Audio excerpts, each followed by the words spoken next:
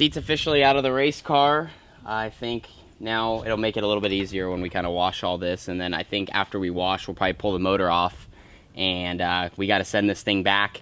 It ran, let's see, maybe 7 or 8 shows, maybe 9 shows. So probably get it refreshed just so it's ready to go when we probably roll back around next winter, like the end of 2022 or whenever we get the chance to run again. But I want to keep this thing dialed in because it is fast, and don't want to get don't want to lack it in that area. You know, we got a lot of power. We want to keep it that way.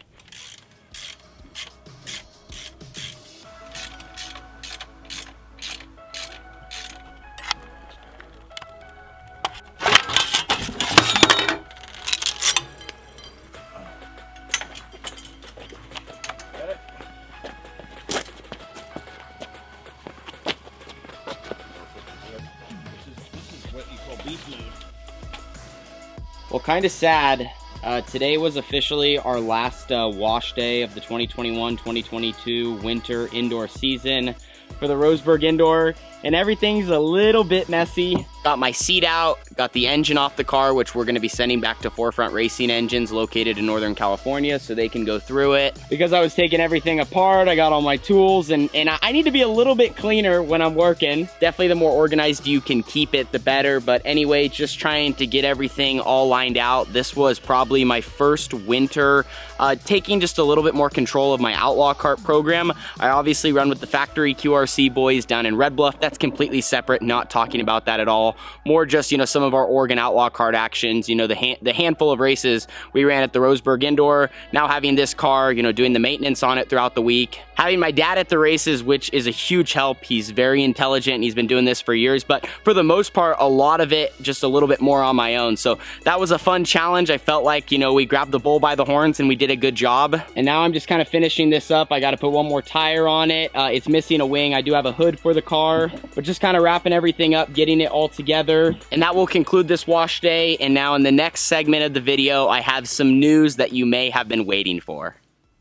Well, after many hours of hard work, this is now what the 18T looks like. And you saw a couple shots from the beginning of this video of everything we were doing. And I actually, it's funny, I posted a clip on TikTok of like, what a messy wash day after our final race in Roseburg. And one guy commented, this is not a wash day. This is like a complete tear your race car apart day. And he was not wrong. At one point, we had all the wheels off of it. You know, we didn't have the new hood. We just were trying to separate it for a specific reason that I had not necessarily said in the video. So I wasn't 100% being transparent, but now is kind of where I wanted to break the news and just talk a little bit about what's been going through my head the last couple of weeks as we now get to the point we are at now where our winter season is over with this Outlaw Kart. So I purchased this beautiful Outlaw Kart from QRC in November. As I've said many times, it is one of our old house carts from that program, so I knew I was buying legit equipment that could go anywhere in the country and win with the engine package that I was going to strap on it. I mean, and just by looking at it, it is absolutely beautiful. You know it is a factory cart because all the components are the anodized red, which is classic for cars that Jimmy Elledge owns. And right out of the gate, we were super strong. In every race in it, we were super strong. This car in total ran 6 races, 5 of them with myself behind the wheel, and we won all 5 of those. And then even my good friend Kyler Shaw took it for a spin about a week and a half ago, and you guys also got to ride along with that, which was a blast. And since everything was going so good, the thought that came through my head was, you know what, maybe at the end of this winter, I want to sell this car. And my main thinking point on that, let me explain, was because right now, you know, the car has been proven to run good and win and have a ton of speed.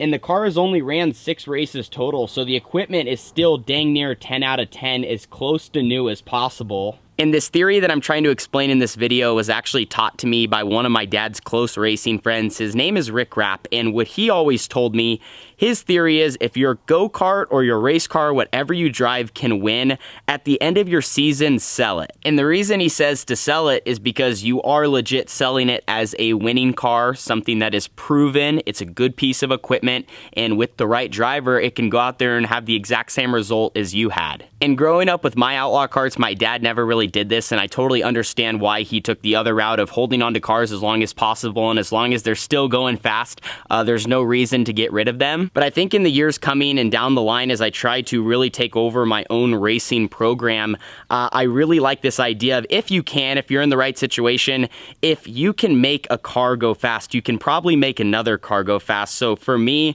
I actually feel like it's the right move to sell the 18T.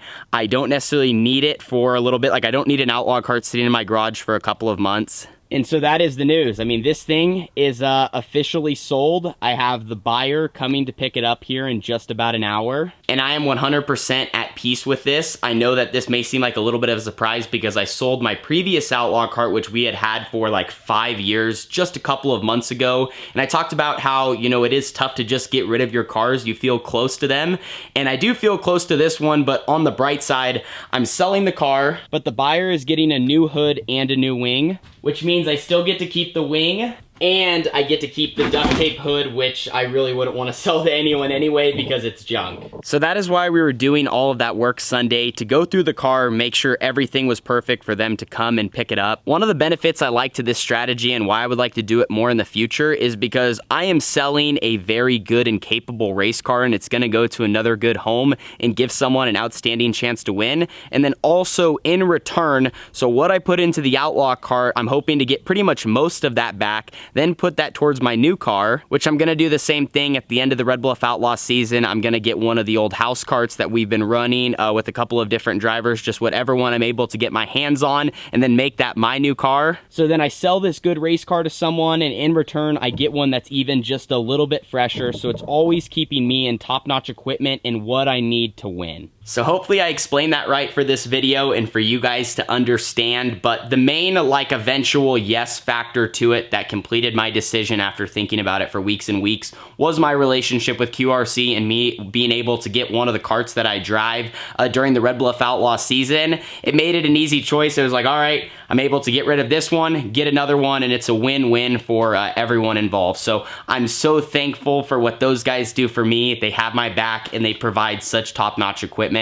So in the end, this is all gonna work out. But as I mentioned, the buyer is on their way right now, so the black 18T will officially not be in my hands anymore. Well, here it is. The new outlaw kart that we are gonna be running in the state of Oregon this winter and in the future is complete. Tanner Holmes in the 3 on a 4 will win night number 1 of the